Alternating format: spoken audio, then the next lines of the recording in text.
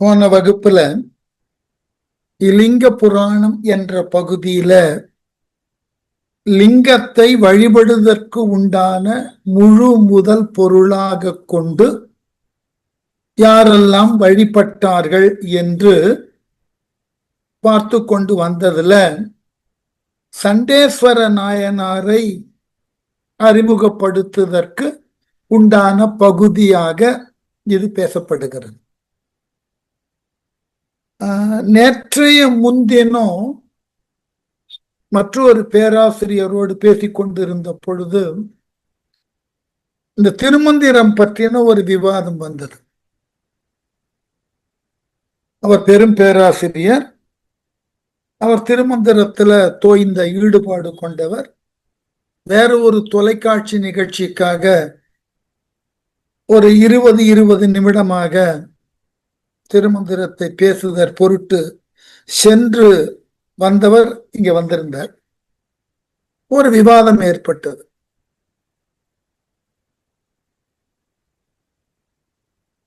திருமந்திரத்தில் சொல்லப்பட்டுள்ள செய்திகள் எல்லாம்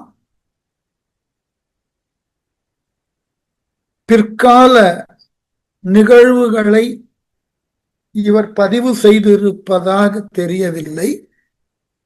மாறாக அவருக்கு முன்காலத்திய நிகழ்வுகளை தான் பதிவு செய்திருக்க வேண்டும். இப்ப நம்முடைய அடிப்படையில பெரிய புராண முறை வைப்பாகட்டும் அல்லது அடியார்களினது முறை வைப்பாக இருக்கட்டும், இந்த இரண்டிலும் கண்ணப்பரையும் காரைக்கால் அம்மையாரையும் முதன்மைப்படுத்துகிறோம். அவர்கள்தான் காலத்தால் முந்தியவர். 6ஆம் நூற்றாண்டினராக சம்பந்தரை கருதுகிறோம். ஆனால் சம்பந்தர் வரலாற்றில் ஒரு குறிப்பு வருகிறது. சம்பந்தர் காலத்துலதான் திருமந்திரம் தேடி எடுக்கப்பட்டது. அதற்கு முன்பு வரைக்கும் அந்த திருமந்திரம் எங்கு இருக்கிறது என்று தெரியாத நிலையில கலைமகளே ஒரு சிறுமி வடிவிலே வந்து சம்பந்தருக்கு வழிகாட்ட சம்பந்தர் இந்த திருமந்திரத்தை தேடி எடுத்தார். இப்ப அவர் காலத்திற்கும் முந்தையதாக இது எழுதப்பட்டிருக்க வேண்டும். இப்ப அவர் காலம் 6ஆம் நூற்றாண்டு, நாம் காரைக்கால் அம்மையார் கண்ணப்பரினுடைய காலத்தை 5ஆம் நூற்றாண்டுன்னு எடுத்துக் கொள்ளுகிறோம். அப்ப இடைப்பட்ட ஆண்டுகள் 100 தான்.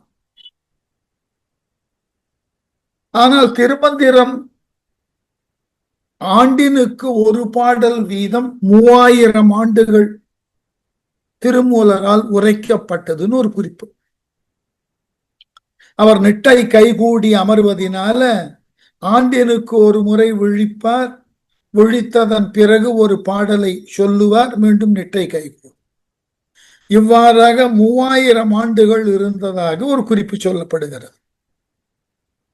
அப்ப சற்றேறக்குறைய கிமு 500 போக, கிபி 500 போக, அதற்கு முன்பு கிமு 2500. இதெல்லாம் கால நோக்கிலே ஆய்வு செய்கின்ற பொழுது குழப்பம் வருகிறது. அப்படி கால நோக்கில் ஆய்வு செய்து கிமு 2000ற்கு மேலாக நம்முடைய திருமந்திரத்தை கொண்டாட தொடங்கினால் அவரால் குறிப்பிடப்படக்கூடிய ஒரு அடியவர் சண்டேஸ்வர நாயனார். அவருக்கு முன்பு வாழ்ந்திருக்கணும் சண்டேஸ்வரர். அதனால இந்த கால ஆய்வுகளோடு இந்த திருமந்திரத்தையோ பின்னர் வருவதற்கு உண்டான அடியவர் வரலாறுகளையோ நாம அணுகினால் குழப்பம்தான் மிஞ்சுகிறது. இது ஒரு அடிப்படை. இதை நான் அவர்கிட்ட பேசிக் கொண்டிருந்தேன். அப்பொழுது நான் ஒரு கருத்தை சொன்னேன். அவர் ஏற்றுக்கொண்டாரா இல்லது கொஞ்சம் ஆச்சரியத்தோடும் இல்ல என் அறியாமையை கண்டு வாய மூடிக்கொண்டிருந்தாரா தெரியாது. 3000 பாடல்களை கொண்ட திருமந்திரம் ஆண்டினுக்கு ஒரு பாடல் வீதமாக எழுதப்பட்டது என்று சொன்னால் அப்போ ஒவ்வொரு பாட்டும் ஒரு உன்னதத்துவத்தை கொண்டு இருக்க வேண்டும். ஆனால் சில பாடல்கள் பாடு பொருள் நோக்கிலே மிகவும் வெண்மையாய் இருக்கிறது. வெண்மைனாக்க ரொம்ப ஆழங்கால் பட்ட பொருள், அதன் கண் இல்லை. அந்த சிக்கல் வருகின்ற பொழுது இது 3000 ஆண்டுக்கு உண்டானதோர் இலக்கியமா என்று சொல்ல தெரியவில்லை. மற்றொன்று, அவ்வாறு அவரால் சொல்லப்பட்ட அந்த வெண்மையான பாடல்கள் என்பதனது உண்மையான பொருள் எனக்கு தெரியாமலும் இருக்கிறது. ஒன்று, நூலை குறை கூறுவதற்கு பதிலாக அந்த நூலின் கண் சொல்லப்பட்டுள்ள பாடல்கள் என்னுடைய அறிவினுக்கு எட்டாததாக இருக்கிறது.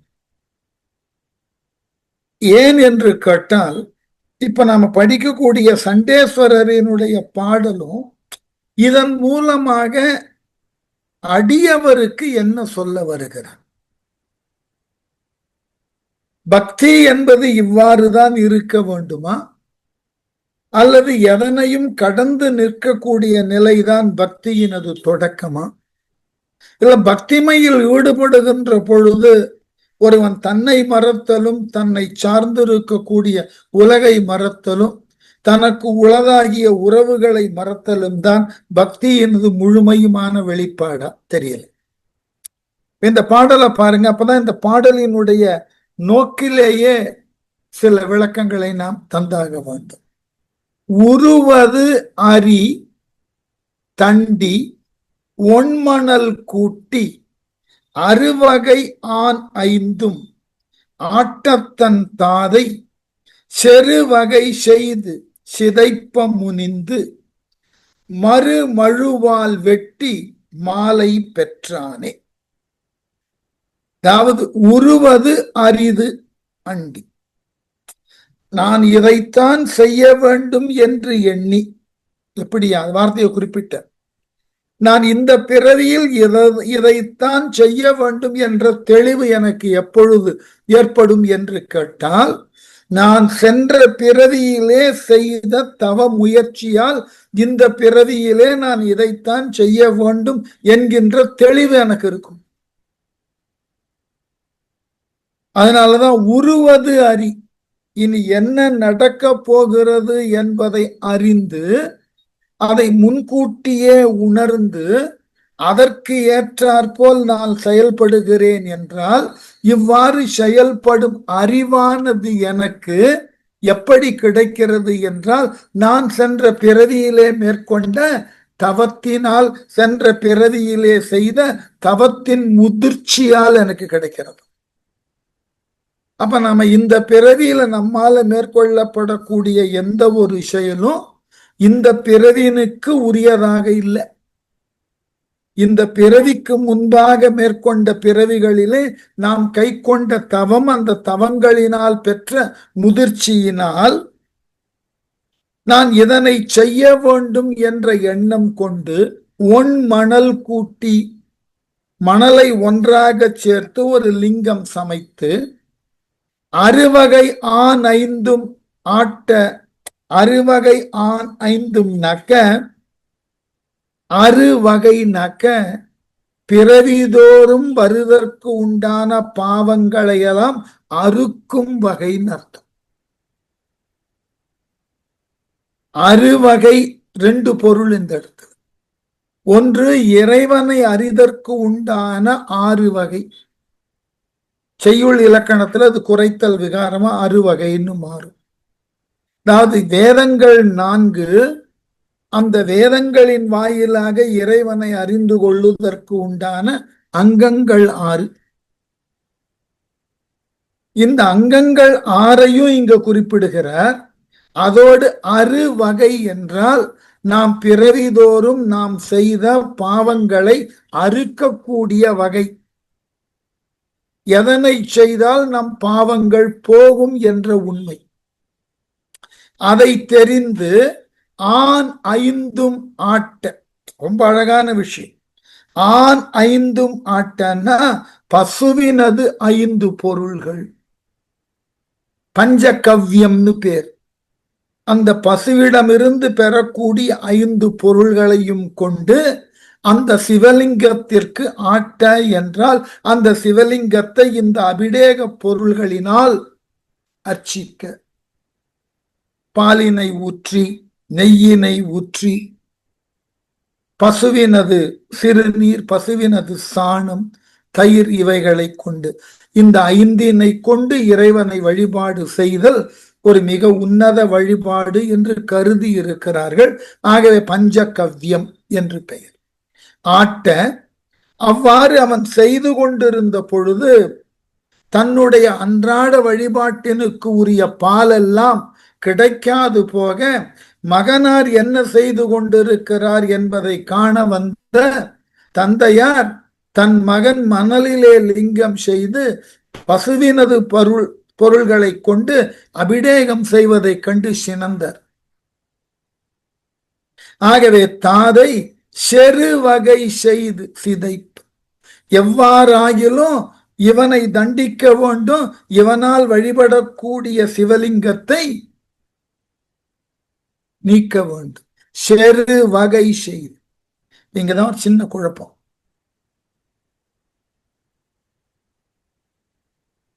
தந்தையாராக கருதப்படக்கூடியவர் மரபு தெரிஞ்சுக்கணும், அந்தணர் குலத்துல பிறந்தவர் தான்.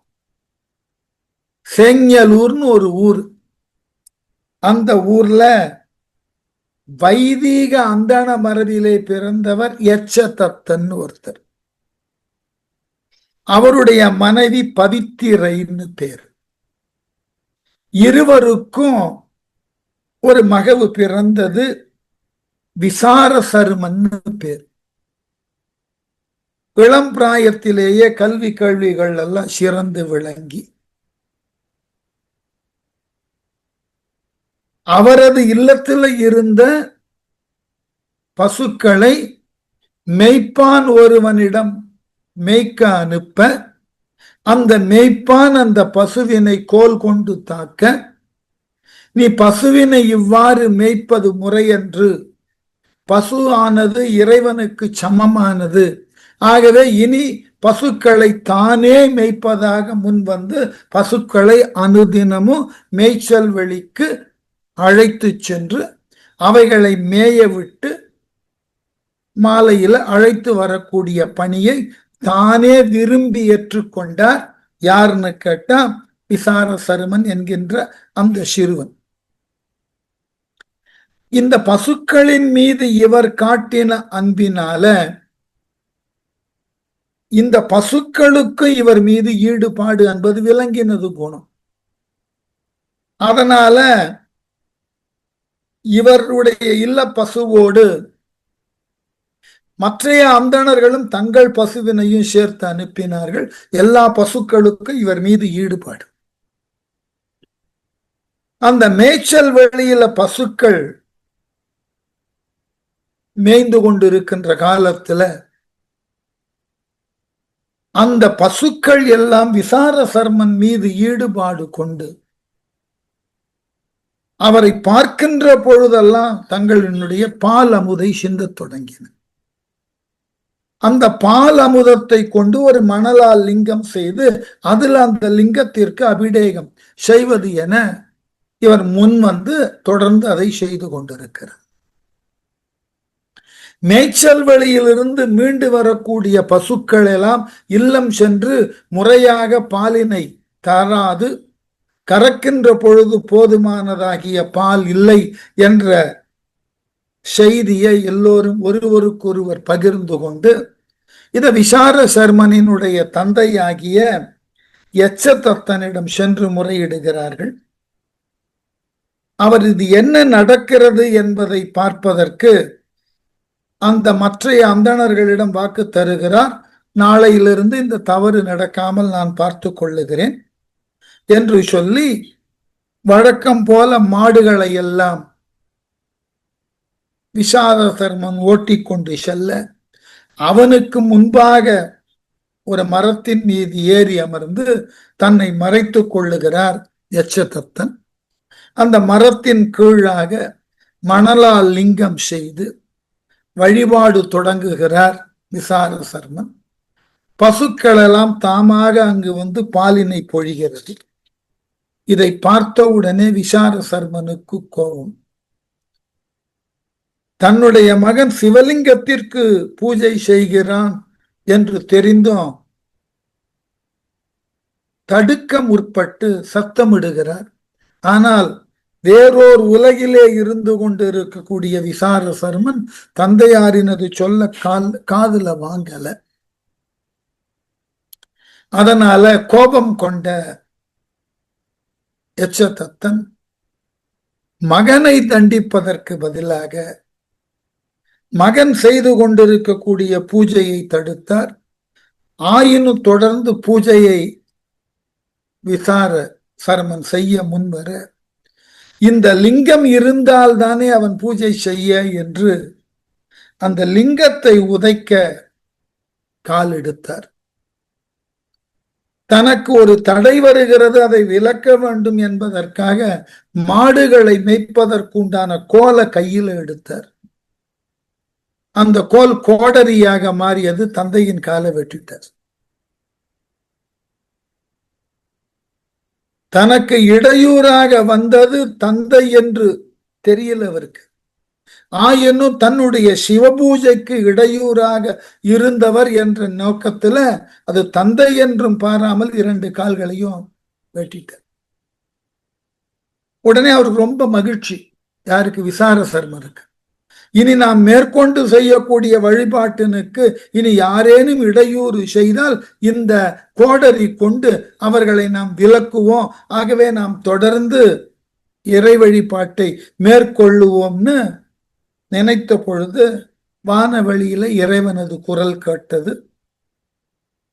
எம்மை வழிபடுவதற்காக உமது தந்தை என்றும் பாராமல் அவரை வெட்டினீர். ஆகவே இந்த நிமிடம் முதல் நீர் எமக்கு பிள்ளையாவீர், நாமே உமக்கு தந்தையாக இருப்பேன் என்று சொல்லி சிவன் வாக்கு கொடுக்க, இது கேட்ட கணங்கள் யாவும் மகிழ, தேவர்கள் எல்லாம் மலர் சொரிய, அது தொட்டு தன்னுடைய மகனாக கருதின அந்த சருமனுக்கு சண்டன் என்கின்ற ஒரு தகுதியை கொடுக்கிறார். சண்ட என்றால் வலிமையானவன், தலைமைக்கு உரியவன் என்று சொல்லி தான் அணிந்திருந்த கொன்றை மாலையை சிவனே கழற்றி சண்டனுக்கு அணிவித்து, இன்று முதல் நான் குடிகொண்டிருக்கக்கூடிய கோயில் எல்லாம் நீ இருப்பாய், எனக்கு வழிபாடு செய்கின்ற போதெல்லாம் உமக்கும் வழிபாடு நடக்கும், என்னை வழிபடக்கூடிய அடியவர்கள் உம்மை வழிபாடு செய்யாமல் போனால் அவர்களுக்கு சிவனருள் கிடைக்காது என்ற வாக்கும் கொடுத்தாராம். சிவனடியாராக விளங்கிய சண்டனின் கைகளினால் தண்டிக்க பெற்ற அவரது தந்தையார் நரகம் புகாமல் சொர்க்கம் புகுந்தார்.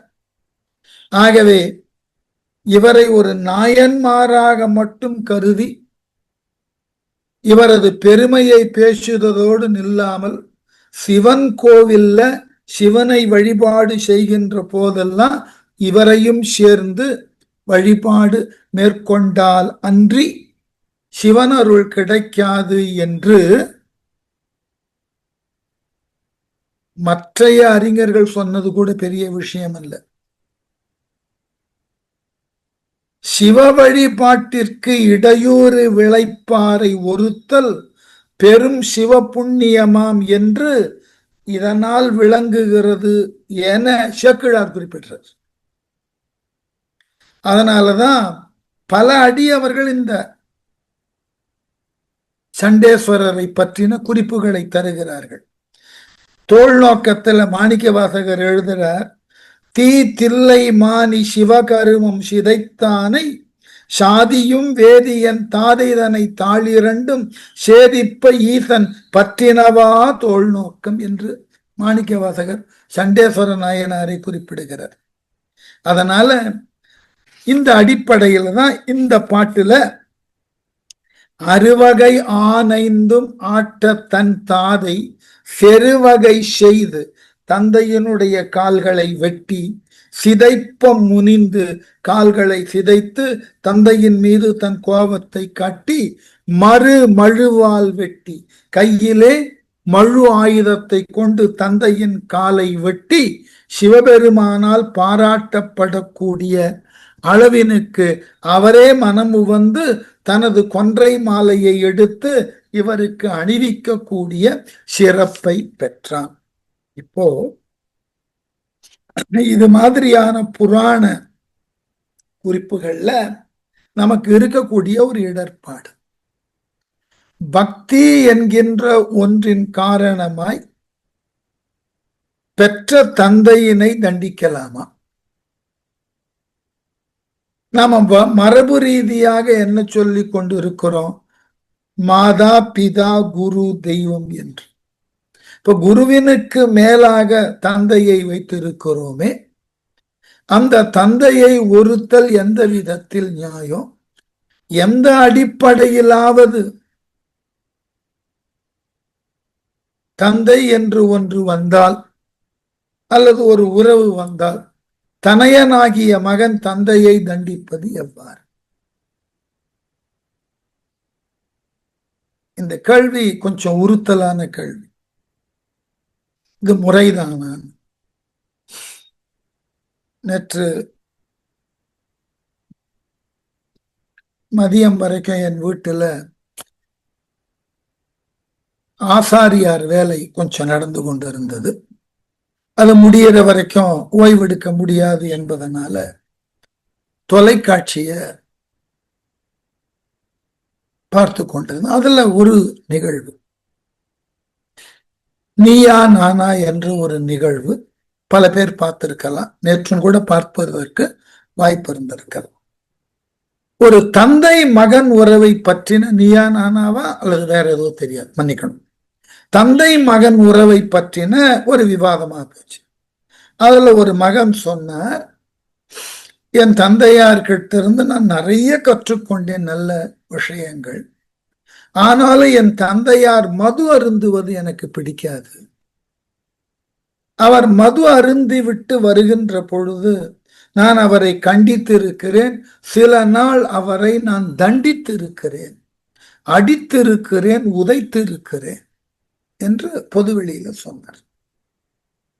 உடனே அந்த நிகழ்ச்சியை நடத்துவோர் அந்த தந்தையிடம் கேட்டார், என்ன உங்கள் மகன் உங்களை அடித்திருக்கிறாராமே, காலால் உதைத்திருக்கிறாராமே, இது உங்களுக்கு எப்படி படுகிறது? உடனே தந்தையார் பதில் என்ன சொன்னார் தெரியுமா? சரி, மகன் தானே உதைத்தது, அதுல என்ன பெரிய தவறு? அதுவும் நான் தவறு செய்கிறேன் என்று தெரிந்துதானே உதைத்தார். அவர் குழந்தையாக இருக்கும் போதே அவரை குழந்தையாக எடுத்து கொஞ்சும் போது அவர் கால்களின் மார்பில் பட்டு உதைத்து இருக்கிறது அல்லவா? அது போல்தானே இது. கொஞ்சம் நினைத்து பாருங்கள். நேற்று அது என்ன நிகழ்ச்சின்னு தெரியாது. இதை யாரேனும் தொடர்ந்து பார்க்கக்கூடியவர்களாக இருந்தால், நேற்று இந்த நிகழ்ச்சியை பார்த்திருந்தால் இந்த விவாதம் உங்கள் கண்ணில் பட்டிருக்கும். நவீன உலகத்துல வாழக்கூடிய நாமே தந்தை தவறு செய்கிறான் என்கின்ற ஒரு காரணத்தினுக்காக, இத்தனைக்கு அந்த தந்தை எல்லாவற்றையும் எனக்கு கற்று தந்தார்னு சொல்றார். எனக்கு விவசாயம் அவர்தான் கற்றுக் கொடுத்தார், நான் செய்யக்கூடிய ஒவ்வொரு தொழிலினை பற்றின அறிமுகம் அவரால் தான் எனக்கு கிடைத்தது, அவர்தான் அருகிருந்து எவ்வாறு இதனை செய்ய வேண்டும் என்றெல்லாம் கற்றுக் கொடுத்தார், அவர் ஒரு ஊர்தி ஓட்டுநர், அவர்தான் எனக்கு பல ஊர்திகளை ஓட்டுவதற்குண்டான பயிற்சி தந்தார். இவ்வளவு பெருமையாக சொல்லிவிட்டு என் தந்தையார் மது அருந்தி விட்டு கடுமையாக பேசுகின்ற பொழுது என்னால் பொறுத்து கொள்ளாமல் அவரை நான் அடிப்பது உண்டு, மார்பிலே உதைத்திருக்கிறேன், இப்பொழுது நினைத்தால் வருந்துகிறேன். ஆகவே உங்கள் அனைவர் சார்பாக உங்கள் முன்னே அவர் காலில் விழுந்து நான் வணங்க வேண்டும் என்று அந்த நிகழ்ச்சி போயிட்டு அதுக்கப்புறம் அதை கவனிக்கல, வேற வேலையில போயிட்டு.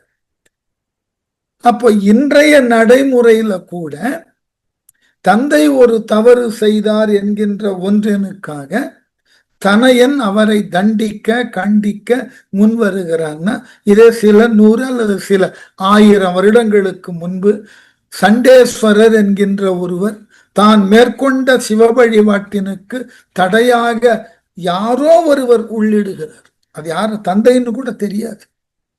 யாரோ ஒருவர் தடையாக வந்து நாம் செய்தற்கு உண்டான வழிபாட்டை தடுக்க முனைகிறார். உடனே நாம் அவரை ஒதுக்க வேண்டும், அவ்வளவுதான். அது தந்தைன்னு கூட அவருக்கு தெரியாது. இவருக்காவது தந்தை என்று தெரிந்துதான் உதைத்தார். சண்டேஸ்வரருக்கு அது தந்தைன்னு கூட தெரியும். இத்தனைக்கு அந்த தந்தையின் மூலமாகத்தான் அவர் வேதங்களை கற்றார், பல்வேறு விதமான வழிபாட்டு நெறிமுறைகளை கற்றார். ஆனால் இப்பொழுது தன்னுடைய வழிபாட்டிற்கு இடையூறாக யாரோ ஒருவர், அது தந்தைன்னு தெரியல, ஆனாலும் அந்த இடர்பாட்டினை தரக்கூடியவரை தண்டிக்க வேண்டும், தண்டிச்சு. அதனால இது நடைமுறையில் ஒவ்வக்கூடியதான்னு கேட்டா ஞாபகம் வைத்துக் கொள்ளுங்கள். நம்மால் கற்கக்கூடிய புராணங்களோ இதிகாசங்களோ காலம் கடந்தும் அதன் கண் உண்டானதாகிய கருத்துகள் இன்று வரைக்கும் செல்வாக்கோடு இருக்கிறத பார்க்க. காலம் கடந்தும் இன்னமும் அதில் சொல்லப்பட்ட செய்திகள் இன்றைய நடைமுறையில நாம் கண்டு கொண்டு இருக்கிறோம். அதற்கு ஒரு நல்ல மேலான எடுத்துக்காட்டுதான் நேற்று நான் பார்த்த காட்சி. அப்போ இது எதன் நோக்கிலே சொல்லப்படுகிறது என்றால், உங்களை முழுமையுமாக நீங்கள் ஈடுபடுத்தி கொண்டு அதன் கண் உங்களினுடைய ஆற்றலை நீங்கள் வெளிப்படுத்த எண்ணுகின்ற பொழுது, அப்பொழுது தடையாக எது வந்தாலும் அதனை நிராகரிக்கவும் நீக்கவும் நம்மை அறியாமல் நாம் முயலுவோம். இது தவிர்க்க முடியாத விஷயம். இந்த சண்டேஸ்வரர் தந்தையினுடைய காலை வெட்டியது என்ன நியாயம்னா நியாயம்தான். மனம் ஒன்றி ஒன்றிலே ஈடுபட்டு கொண்டிருக்கின்ற பொழுது அதற்கு இடையூறாக யாரேனும் ஒருவர் வந்தால், இடையூறை போக்க வேண்டும் என்கின்ற உந்துதல் என்பது இயல்பாக ஒருவர் உள்ளத்தில் எழக்கூடிய ஊக்கம். அது ஒரு இயல்பு ஊக்கம், ஒரு இன்ஸ்டிங். அதனுக்கு செயல்படுகின்ற பொழுது இது போன்றதாகிய விளைவுகள் ஏற்பட்டுவிடும். இதற்கு பெரிய கோபம்தான் காரணமாக இருக்கணும்ன்ற அவசியம் இல்லை. நாம் மேற்கொள்ளக்கூடிய வழிபாட்டினுக்கு நம்மை மறந்த நிலையிலே வழிபாடு செய்கின்ற பொழுது இடையூறாக வரக்கூடிய ஒன்றை அப்புறமாக தள்ள வேண்டும், அப்புறப்படுத்த வேண்டும் என்ற ஒரு எண்ணம் தான். அதனால இது சரியா முறையா, இவ்வாறு புராணங்கள் எல்லாம் தவறான வழிகாட்டல்களை காட்டுகின்றனவே அப்படின்னா இதெல்லாம் தவறு இல்லை. நம்முடைய முழுமையுமான ஈடுபாட்டோடு நாம் ஒன்றிலே மனம் ஒன்றி செயல்படுகின்ற பொழுது அதற்கு தடையாக எத்தனை முறை நாம ஒரு பாடத்தை அல்லது ஏதாயிலும் ஒன்றை கருத்தூன்றி கற்றுக்கொண்டோ படித்து கொண்டோ இருக்கும்போது வீட்டுல அம்மா ஏதாயிலும் வந்து சொன்னா திரும்பி பார்த்து கத்துறது இல்லையா? கொஞ்ச நேரம் சும்மா இருக்க மாட்டியா? இதுவே எனக்கு புரியலன்னு திரும்ப திரும்ப படித்து கொண்டிருக்கிறேன், கொஞ்சம் தொந்தரவு பண்ணாம இரேன் என்று அம்மாவை கோவித்து கொண்டதே இல்லையா? எல்லோரும் இதை பண்ணியிருக்கோம். அதே போல நம்முடைய குழந்தைகள் நாம் ஏதாயிலும் ஒன்றினை செய்து கொண்டிருக்கும் போது, ரொம்ப மிக இன்றியமையாத நிலையில் ஈடுபட்டு கொண்டிருக்கும் போது அந்த குழந்தை நமக்கு இடையூறாக வந்தால் இந்த குழந்தையை நாம கடிந்து கொள்வதில்லையா, கத்துவதில்லையா? இதெல்லாம் தவிர்க்க முடியாது. இத பக்தி என்கின்ற ஒன்றில் சொன்னதுனால இது தவறுதலான ஒரு வழிகாட்டலை தரக்கூடியதெல்லாம் நினைக்க வேண்டாம். இது எல்லோருக்கும் பொதுவானது. பக்தி செலுத்தின சண்டேஸ்வரருக்கும் இது நடந்தது, அவ்வளவு. அதற்குத்தான் நேற்றைய தொலைக்காட்சியில நடந்த அந்த நிகழ்ச்சியை குறிப்பிட்டேன். அது எந்த சேனல்னு கூட எனக்கு தெரியாது. ஏதோ ரேண்டமா அந்த வேலை நடந்து கொண்டு இருக்கின்ற பொழுது நான் எதையாவது கவனிக்கணும்னு திரும்பி பார்த்த நிகழ்வு இது. அதனால இந்த சண்டேஸ்வரரினுடைய கதையை கேட்டு இது தந்தையின் காலை வெட்டுவது சரிதானா முறைதானா, பக்தி மீதுருகின்ற பொழுது நம்மை நாம் மனதளவிலே இழந்த நிலையில் அங்கு இடையூறாக வரக்கூடிய ஒன்றை அப்புறப்படுத்த வேண்டுன்ற எண்ணம் முந்துர, அதனால் நிகழ்ந்த நிகழ்வு அதன் விளைவுகளை பற்றி யாரும் பொருட்படுத்துறது. அதனால இந்த சண்டேஸ்வரர் கதை அல்லது அவருக்கு நடந்ததாக சொல்லப்படக்கூடிய இந்த நிகழ்வை நடைமுறை சாத்தியக்கூறுகளோடு ஒப்பிட்டு பார்த்தால் இயல்பானதே, தவிர்க்க முடியாது. போலாமா? அடுத்தது, ஓடி வந்ததெல்லாம் ஒருங்கிய தேவர்கள் வாடி முகமும் வருத்தத்து தாம் சென்று நாடி இறைவா நம என்று கும்பிட ஈடில் புகழோன் எழுக என்றானே.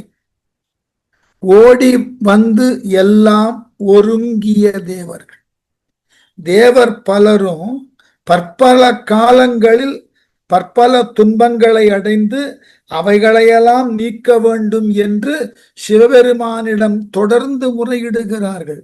ஓடி வந்து எல்லாம் ஒருங்கிய தேவர்கள் வாடி முகமும் வருத்தத்து தான் சென்று, தங்கள் பொலிவினை இழந்து மன வருத்தத்தினுக்கு உட்பட்டு அந்த துன்பத்தை போக்க வேண்டி சிவபெருமானை பல்வேறு விதமான திருப்பெயர்கள் பலவற்றை சொல்லி மலர் தூவி போற்றி வழிபாடு செய்கிறார்கள்.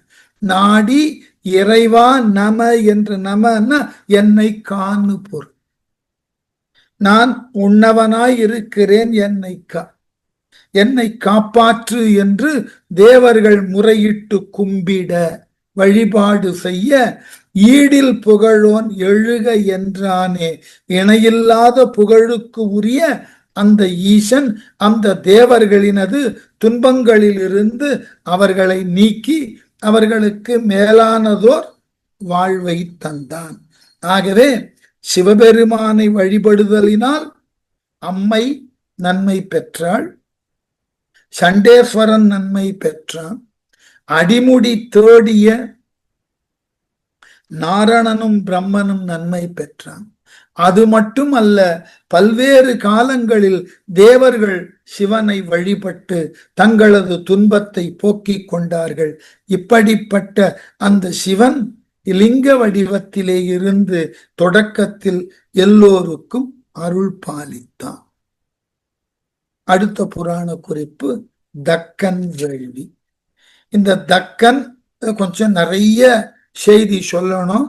தக்கன் வேள்வியை பற்றி கிட்டத்தட்ட ஒரு 9 பாடல்ல விளக்குகிறது. முதல்ல தக்கன் யாருன்னு தெரிஞ்சுக்கணும். தக்ஷன் அல்லது தமிழ்ல தக்கன் ஆதி பிரஜாபதியாக கருதப்படுகிறான் தக்ஷன். இந்த உலகம் என்று ஒன்று படைக்கப்பட்டதன் பின், உலகின் கண் உயிர்களெல்லாம் தோன்றியதன் பின், இந்த உயிர்களை முறைப்பட பாதுகாத்து அவைகளுக்கு உரியனவற்றை கொடுத்து உதவ ஒரு ஆட்சியாளன் தேவைப்பட்ட பொழுது இறைவனை நோக்கி செய் தவத்தினால் இந்த பிரஜாபதி என்கின்ற தகுதியை தக்ஷன் பெறுகிறான். இந்த தக்ஷனுக்கு 60 பெண்கள். இந்த 60 பெண்கள்ல தாக்ஷாயணியை தவிர மற்றவர்கள் எல்லாம் பல்வேறு தெய்வத்தன்மை வாய்ந்த துறவிகளை, தெய்வத்தன்மை வாய்ந்த தேவர்களை மணந்து கொண்டார்கள். தாக்ஷாயணி மட்டும் சிவனை மணக்க எண்ணில். இது தக்ஷனுக்கு பிடிக்கல. ஏனென்றால் மற்றைய பெண்கள் மணந்து கொண்ட தேவர்கள், ஏனைய பிற ஆற்றல் சால் முனிவர்கள், இவர்களிடம் இருக்கக்கூடிய சிறப்பும் தகுதியும் சிவனிடம் இல்லை என்று தக்ஷன் கருதினார். காரணம் என்ன? அந்த சிவன் இருக்கக்கூடிய இடமோ சுடலை, இடுகாடு. அவன் பேய்களோடும் பிணங்களோடும் கணங்களோடும் பூதங்களோடும் உறவாடுகிறான். நறுமணம் மிக்க மாலையை அவன் அணிவதே இல்லை. கொன்றையும் எருக்கும் தும்பையும் மாலைகளாக சூடுகிறான். எலும்புகளை மாலையாக அணிந்திருக்கிறான். புலித்தோலை இடையிலும் யானை தோலை போர்த்தியும் இருக்கிறான். அது மட்டும் அல்ல, எரியாடியாக இருக்கிறான். கையிலே நெருப்பை வைத்துக் கொண்டு ஆடிக்கொண்டிருக்க. போதாதற்கு அவன் கையிலே திருசூலம், பாசக்கயிறு, டமரு, மழு போன்ற ஆயுதங்கள். நல்ல வாகனமாவது இருக்கிறதா? காலை வாகனம், காளை என்று சொல்லக்கூடிய ரிஷபத்தை ஊர்தியாக கொண்டிருக்கிறார். அணிகலனாவது ஒழுங்காக இருக்கிறதா என்றால் பாம்பினை உடல் முழுவதும் அணிந்திருக்கிறார். தலையிலே ஒரு பெண்ணை வைத்து தாங்கிக் கொண்டிருக்கிறார், அது கங்கை. கண்டவர்கள் கண்டு சற்று அருவருக்க தகுந்த அளவிலே நீண்ட சடைமுடியை கொண்டிருக்கிறார். சாதாரண ஒரு மனிதனால் கூட ஏற்க முடியாத அளவினுக்கு சிவனினது தோற்றம் இருப்பதினால் பிரஜாபதியாகிய தான் எவ்வாறு இந்த சிவனை தனக்குரிய மருமகனாக ஏற்றுக்கொள்வது என்பதில்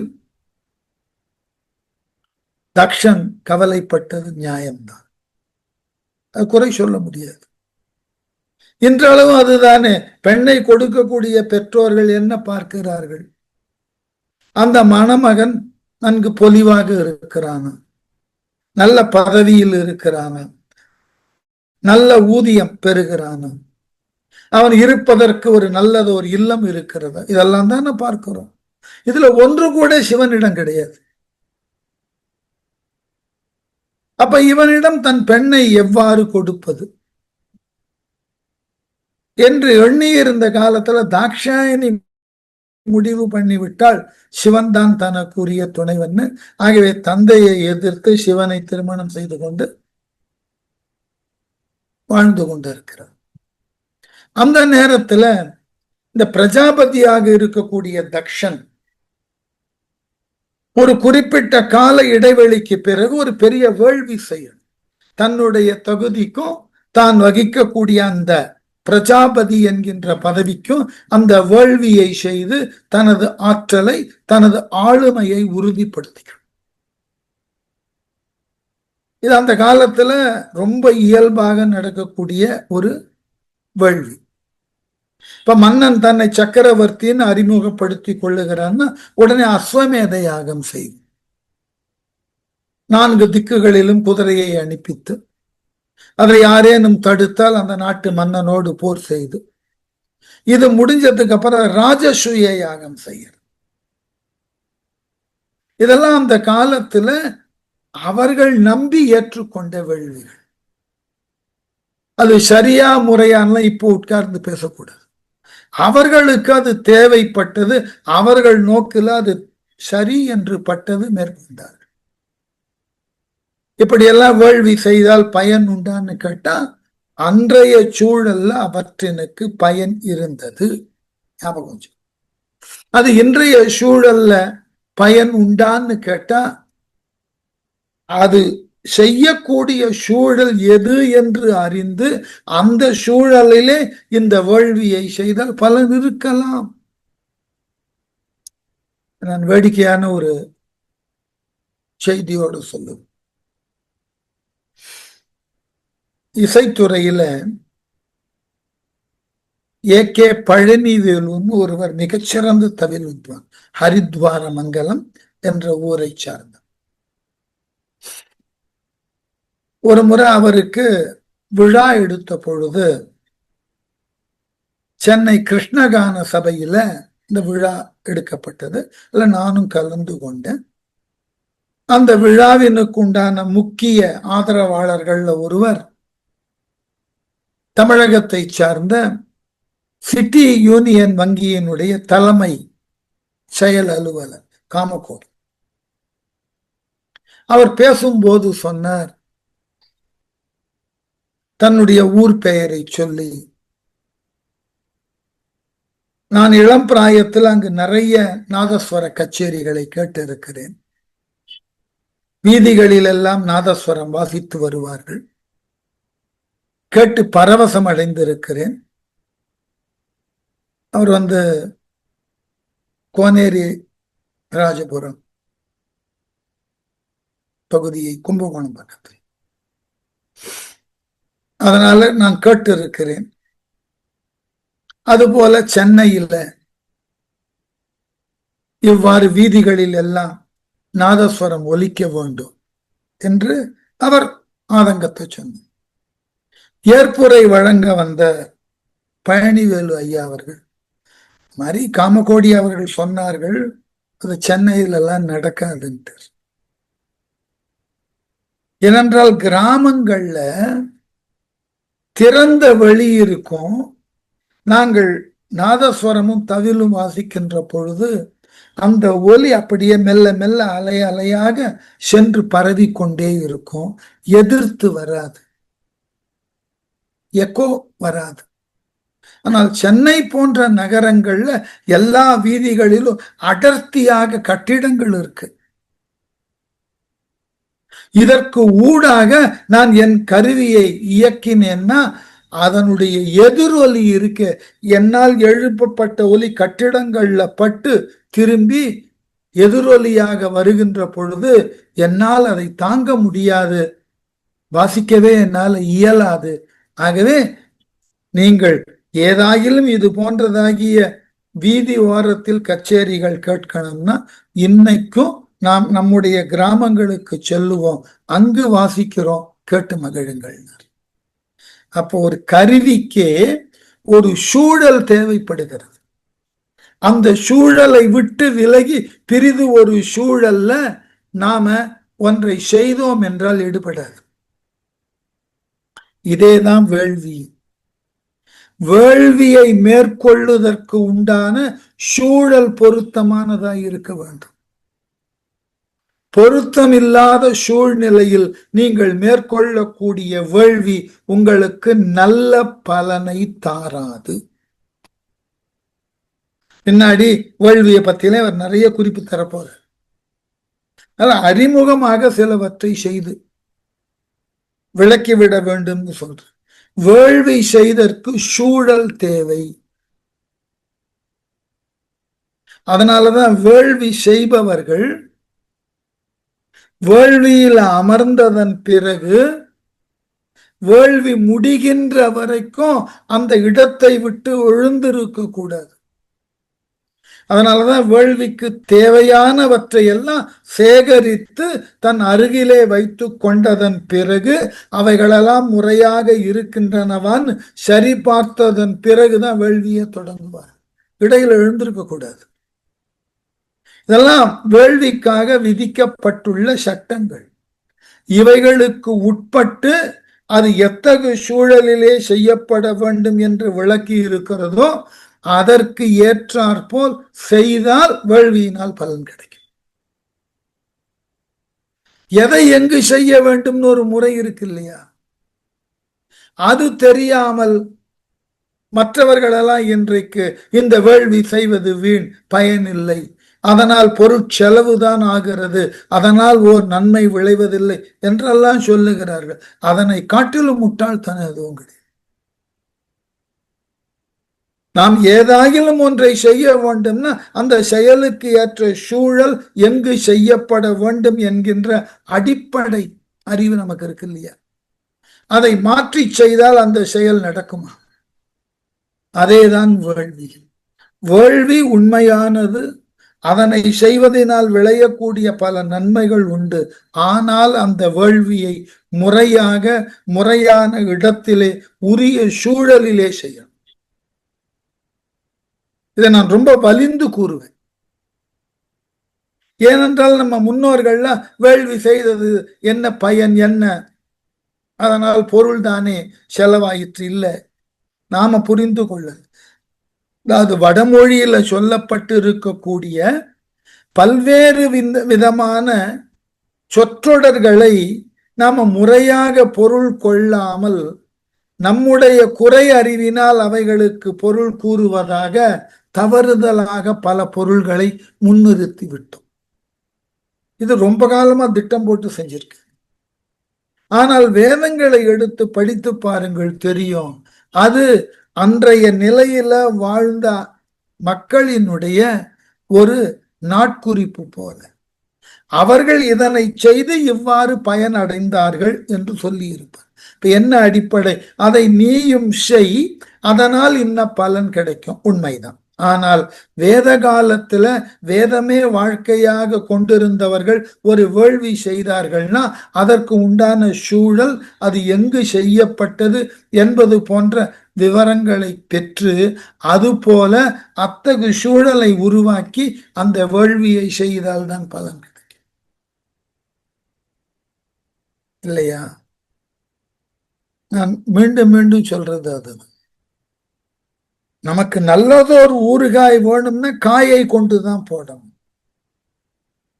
மாங்காயை கொண்டுதான் ஊறுகாய் போட முடியும். நமக்கு நல்ல ஒரு கனிச்சுவை தேவைன்னா மாம்பழத்தை மாங் என்கின்ற அந்த காயை நன்கு பழுக்க வைத்ததன் பின் உண்டால்தான் சுவை கிடைக்கும். மாங்காய் செய்யும் வேலையை மாம்பழம் செய்யாது, மாம்பழம் செய்யும் வேலையை மாங்காய் செய்யாது, நிச்சயமா நடக்கும். அப்ப அவை முதிர்ந்து அது கொண்டுள்ள பக்குவத்திற்கு ஏற்றால் போல்தான் சுவைக்கவும் முடியும். அதே போலதான் நம் அன்றாட வாழ்க்கையில மேற்கொள்ளக்கூடிய ஒவ்வொரு செயலும் அதற்கு உரிய காலம், அதற்கு உண்டான சூழல், இவைகளை தெரிந்து கொண்டு மேற்கொண்டால், அது எந்த குறைபாடும் இல்லாமல் முடிந்தால் நிச்சயமாக வேள்வியினால் பயன். இதெல்லாம் வீண் என்று சொல்லுவதெல்லாம் ஒரு வேண்டாத வாதம். நான் பெரும்பாலும் அவ்வாறு வாதம் செய்வர்கள்ட்ட விளக்கெல்லாம் நான் கொடுக்கறதே கிடையாது. இந்த வகுப்புல இந்த இடத்துல இதை சொல்லணும்ன்றதுனால கொஞ்சம் விரிவாக பேச வேண்டிய நிலைமை ஏற்பட்டது. ஆகவே தக்கன் வேள்வியை ஏன் படிக்க வேண்டும்னா, அவன் வேள்வியை செய்ததில் பிழையில்லை, அந்த வேள்விக்கு அனைவரையும் அழைத்தது பிழையில்லை. ஆனால் அந்த வேள்வியில ஒரு விதத்தில் தனக்கு மருகன், மற்றொரு விதத்தில அவனே எல்லாவற்றினுக்கும் மூலவன். அவனை முறையாக அழைக்காமல் அவனுக்கு உரியதாகிய அவிஸ்பாகத்தை கொடுக்காமல் வேள்வி செய்ததினால் சிவனுக்கு கோபம்.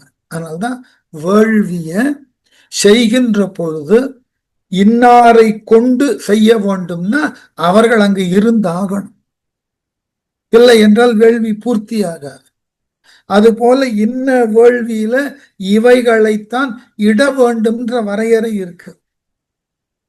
அந்த வரையறைக்கு அப்பாற்பட்டு நீங்கள் ஏதாகிலும் பொருளை அந்த எரியக்கூடிய தழல்ல இட்டீர்கள் என்றால் தவறான பலன் கிடைக்கும். இவற்றையெல்லாம் கொஞ்சம் முறையாக செய்தல் வேண்டும், அதான் அடிப்படை. அந்த முறைமை என்பது தவறக்கூடாது. அது தவறினால் அந்த வேள்வியினால் விளையக்கூடிய பயன்கள் தவறான ஒன்றை நமக்கு தரும். முன்பே சொன்னேன் அல்லவா, இந்த வேள்விக்கு தேவையானவற்றையெல்லாம் அருகிலேயே வைத்துக் கொள்ளணும். வேள்வி சாலையில அங்கு உட்கார்ந்த நிலையில வேள்விக்கு இடப்படக்கூடிய இந்த சிறு விறகு துண்டுகள், சமித்துகளை அங்க வெட்டக்கூடாது, அங்க ஒடிக்கக்கூடாது. ஏனென்றால் வெட்டுகின்ற பொழுதோ ஒடிக்கின்ற பொழுதோ அதனினுடைய பிசிறுகள் கையில் எங்கனா பட்டு இரத்தத்தை வரவழைத்து விட்டது என்றால், இரத்தத்தோடு அல்லது இரத்தத்தில் பட்ட அந்த சமித்தையோ விறகையோ ஹோமத்தில் இட்டீர்கள் என்றால் அது அசுப வேள்வியாக மாறும், ராக்கதர்கள் செய்யக்கூடிய வேள்வியா மாறும். அதனாலதான் நம்ம வீடுகள் எல்லாம் பாருங்க, இந்த ஹோமத்தை வளர்க்க வரக்கூடியவர்கள் கையில் இடுவதற்காக சமித்து கொண்டு வருவார்கள். ஒன்று போல வெட்டி அதை கட்டி கையில கொண்டு வந்து இங்க வந்து வெட்ட மாட்டான். காரணம், இதற்கெல்லாம் முறை இருக்கிறது. இந்த முறைகளை விட்டு விலகி செய்தால் பயன் இருக்காது. பயன் இருக்காது என்பதை காட்டிலும் நேர் எதிரான விளைவுகளை தரத்தக்கதாய் அமைந்துவிடும். இது அடுத்த பெரிய ஆபத்து. அதாவது பிள்ளையார் பிடிக்க போய் அது குரங்காக மாறின கதையாகி விடக்கூடாது. அதனாலதான் வேள்வி என்பது உண்மையானது, அதை மேற்கொள்வதற்கு உண்டான தேவை வந்தால் அதனை எவ்வாறு செய்ய வேண்டும் என்ற தெளிவோடு, செய்தாக வேண்டும் என்ற ஈடுபாட்டோடு, தூய்மையோடு பின்பற்றும். அதுல எது குறைந்தாலும் அந்த வேள்வியினது பயன் கிட்டாமல் போகும். அந்த வேள்வியினுடைய பயனே நமக்கு கிடைக்காது. மாறாக எதிர்வினைகள் ஆற்றும். அந்த தவறு நடக்கும். அதனாலதான் இந்த தக்கன் வேள்விய ஏன் இந்த வேள்வி மேற்கொள்ளப்பட்டது, இதனால் விளைந்தது என்ன என்பது போன்ற செய்திகளை 9 பாடல்களை கொண்டு விளக்க வேண்டிய தேவை ஏற்பட்டது. ஆகவே தக்கன் வேள்வியில என்ன நடந்ததாம்? தந்தை பிரான் வெகுள் மான் தக்கன் வேள்வியை வெண்தழல் ஊடே புறப்பட விண்ணவர் முந்திய பூசை முடியார் முறை கெட்டு சிந்தினர் அண்ணல் சினம் செய்த போதே. தந்தை பிரான் அந்த வெகு குண்மான் அப்படின்னாக்க தக்கனது வேள்வி, குண்மான்னா குண்டம் அர்த்தம். வேள்வி செய்தற்கு உண்டான குண்டம். அதையும் கொஞ்சம் கவனிக்கணும். நாமெல்லாம் பெரும்பாலும் வீடுகள்ல வேள்வி செய்யறதுக்கு என்ன செய்கிறோம்னா, அதற்கு இப்பெல்லாம் தனித்த கலன்களே வந்துட்டது. அதை கொண்டு வந்து வீட்டுல வைத்துக்கொண்டு அதெல்லாம் செய்யக்கூடாது. வேள்வியை செய்தற்கு உண்டான யாகசாலை எவ்வாறு அமைக்கப்பட வேண்டும் என்று வரையறை இருக்கு ஆகமத்தில். நீங்கள் எந்த தெய்வத்தை நோக்கி வேள்வி செய்கிறீர்களோ அந்த தெய்வத்தினுக்கு ஏற்றாற் போல யாகசாலையில யாக குண்டம் அமைக்கப்படக்கூடிய இடம் உருவாக்கப்படும். விளையாட்டு இல்ல. இப்போ ஒருவருக்கு உடல்நிலை சரியில்லை, மருத்துவர்கிட்ட போறார். மருத்துவர் அவருக்கு சோதித்து கண்டறிகிறார். அவருக்கு இதயத்துல அல்லது இதயம் நோக்கி செல்லக்கூடிய நாளங்கள்ல அடைப்பு இருக்கு, 2 அடைப்பு இருக்கு. அதை நீக்கலாம் அல்லது ஸ்டண்ட் வைக்கலாம், இல்ல என்ஜியோ, ஏதோ ஒண்ணு. அப்படி செய்தற்கு உண்டான அறுவை சிகிச்சையின் கூடம் இருக்கு பாருங்க. அதுல ஒரு முறை பின்பற்றப்பட வேண்டும். இதுதான் முதலில் செய்யப்பட வேண்டும், இது முன்னர் இருக்க வேண்டும், இது அதனை தொடர்ந்து இருக்க வேண்டும்னு முழுக்க முழுக்க அந்த அறுவை சிகிச்சை கூடத்துல எல்லாம் ஒரு முறையில தான் செயல்படும். மாறி செயல்பட்டது என்றால் இங்கு தாமதமாகும். தாமதமானால் நோயாளிக்கு அந்த அறுவை சிகிச்சையை குறித்த நேரத்துல செய்யலைன்னா அது பக்க விளைவுகளை மோசமாக ஏற்படுத்தும். இதெல்லாம் அப்போ அந்த அறுவை சிகிச்சை செய்தற்கு ஒரு வரையறுத்த இடம், அதை செய்தற்கு உண்டான முறை, செய்தற்கு உண்டான காலம் எல்லாம் வகுக்கப்படுகிறது. அதே போலதான் வேள்வி குண்டம். வேள்வி குண்டத்தினுடைய நீள அகலம் வடிவம் தெளிவாக வரையறுக்கப்படுகிறது. அதன் கண் செய்யக்கூடிய செயல்பாடுகள், தீ எவ்வாறு வளர்க்கப்பட வேண்டும், அந்த தீயினில் எவை எவை இட வேண்டும். எல்லா தெய்வங்களுக்கும் பொதுவானதான செய்திகள் இருக்காது. ஒவ்வொரு தெய்வத்திற்கும் உரியதாகிய பொருள்கள் இடுதல். அதனாலதான் அப்படிப்பட்ட அந்த வேள்வி குண்டத்தில் தீ நன்கு வளர்க்கப்பட்ட பொழுது அந்த வேள்வியில வேள்வியை வெண்தழல் ஊடே புறப்பட்ட விண்ணவர் அந்த வேள்வியினை பார்க்க, அதன் கண் கலந்து கொள்ள அங்கு அனைத்து தேவர்களும் குழுமி இருந்தார்களாம். புறப்பட விண்ணவர் முந்திய பூசை முடியார் முறை கட்டு.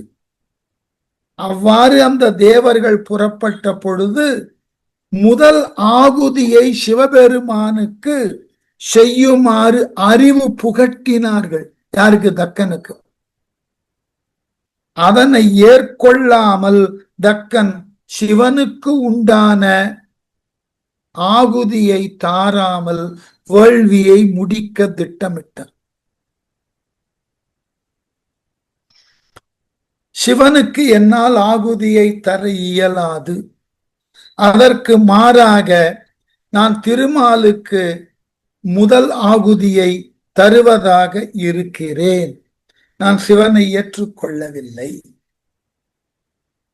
ஆகவே சிவனை நான் ஏற்றுக்கொள்ளாத நிலையில அவனுக்கு உரிய ஆகுதியை நான் தருதல் என்பது என்னால் இயலாது. ஆகவே தேவர்கள், உங்களினுடைய நோக்கத்தினுக்கு சிவனை முழு முதலாக நீங்கள் கொண்டிருக்கிறீர்கள், நான் அவனை ஏற்றுக்கொள்வதில்லை.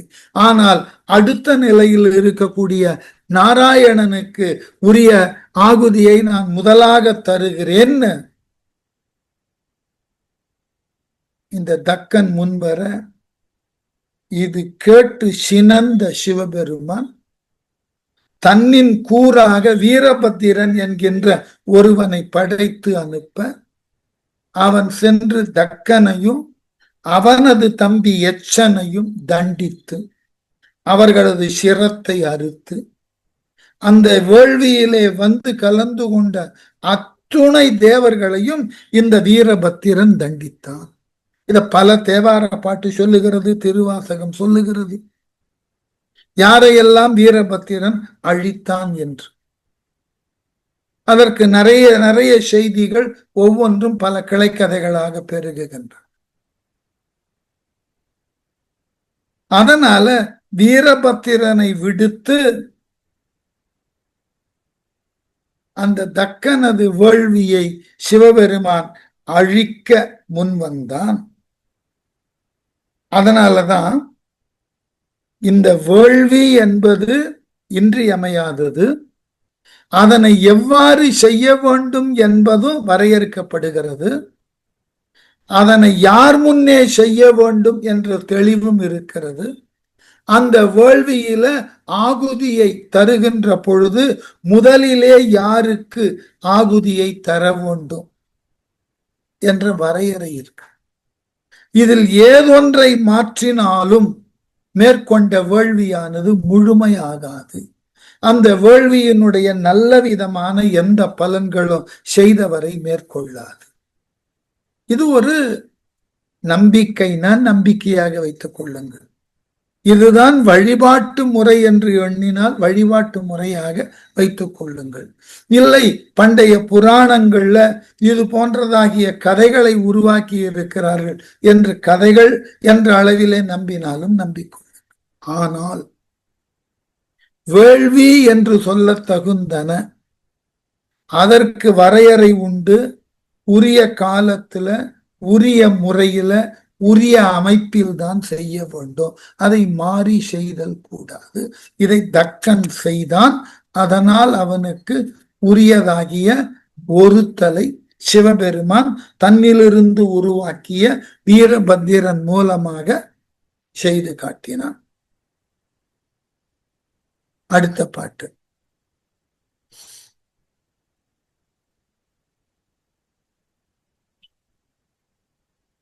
சந்தி செய்ய கண்டு எழுகின்ற அரிதானும் எந்தை இவன் அல்லம் யாமே உலகினில் பந்தம் செய் பாதத்து வீழ்ந்து தவம் செய்ய அந்தமிலியானும் அருள் புரிந்தானே. இந்த வீரபத்திரன் செய்தற்கு உண்டான செயலை பார்த்து எல்லா தேவர்களும் நடுங்கினார். அதுல குறிப்பாக நாராயணன் இது சிவனினது செயலால் வந்தது என்று தெளிந்து வீரபத்திரனை நேரடியாக வணங்கினான். இவன் சிவனினுடைய கூறாக இருக்க வேண்டும். சொல்றோம் அல்லவா, அம்சம் என்று. கூறு சிவனினது கூறாக இருக்க வேண்டும் என்று உணர்ந்து கொண்ட நாரணன் என்ன செய்தான்? சந்தி செய்ய கண்டு, வீரபத்திரன் இவ்வாறு எல்லோரையும் தண்டிப்பதை பார்த்து எழுகின்ற அரிதானும், அதனை பார்த்து மனம் பதைத்து வருந்தி எழுந்த அரினாக்க நாராயணன் தானும் எந்த இவன் அல்லம் யாமே உலகினில் பந்தம் செய் பாதத்து விழுந்து எம் தந்தையே நாங்கள் எந்த காரணத்தினும் சிவனிந்தை செய்தற்கு உரியவர்கள் அல்லேன், ஆதலின் எங்களை துன்புறுத்தாதீர்கள் என்று அந்த வீரபத்திரன் கால்ல நாரணன் போய் விழுந்தான். எந்தை இவன் அல்லம் யாமே உலகினில் பந்தம் செய் பாதத்து விழுந்து தவம் செய்ய அந்த வீரபத்திரனது காலில் விழுந்து என்னை ஏதும் செய்து விடாதே, நான் இந்த செயல்களுக்கு பொறுப்பாவது இல்லை, ஆகவே என்னை காக்க வேண்டும் என்று நாரணன் முறையிட அந்தமிலானும் முடிவு இல்லாதவனாகிய சிவபெருமான் அருள் புரிந்தான். அந்த நாரணனுக்கும் அருள் புரிந்தான். இப்ப யார் ஒருவன் ஆணவம் என்கின்ற ஒன்றை கொள்ளாது நாம் எல்லாம் ஆண்டவனுக்கு உரியவர்கள் என்ற நிலையிலே நம்மை நாம் பக்குவப்படுத்தி கொண்டால் அந்த இறைவன் நமக்கு மனமு வந்து உதவுவான். இல்லை என்றால் அவனை எதிர்க்க துணிந்தால் அவன் நம்மை ஒருக்க தயங்க மாட்டான் என்பதாக நிற்க.